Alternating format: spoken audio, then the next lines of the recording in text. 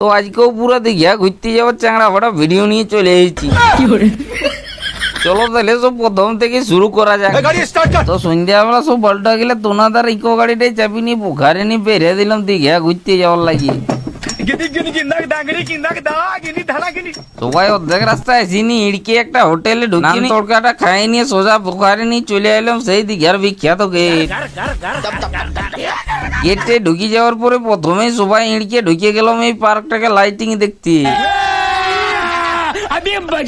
এই কিনতে দাঁড়ায় দাঁড়ায় কত গিলা লাইটিং এর ভিডিও করতে এলাম হাই ভালো বাপি হরিণের পিঠের উপরে বসে নি পোজ মারছে।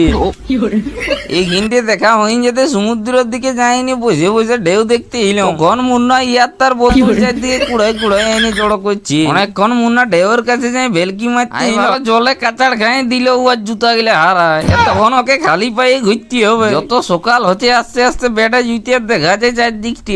তারপর পাড়টায় বসে বসে ঢেউ দেখিনি কত গেলে ছবি তুলতে এলাম। দেখতে গেলে দেখছি পিঁপড়িয়ার টিক পাড়টায় খাঁচিয়ে এলো হয়ে গেল। চার দিয়ে কতক্ষণ ঢনকে ঢনকে পাড়টায় জিরাতে এলাম। ভালো মুন্নার জুতো গেলে ঢেউ ঘুরিয়ে আরো পাড়ের দিকে উঠাই দিয়েছে।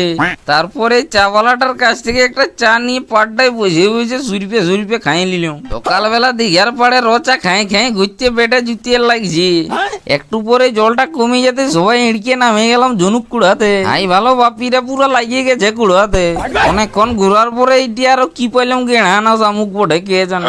তারপর এই ঘিনটে কত গিলা ছবি টবি তুলে নিয়ে হোটেলে যাই বসে বসে মুড়িটা সাঁটিয়ে দিইনি আর ভিডিওটা শেষ করি। এই ভিডিওটার পার্ট 2 দেখতে হলে কমেন্ট করো পার্ট 2।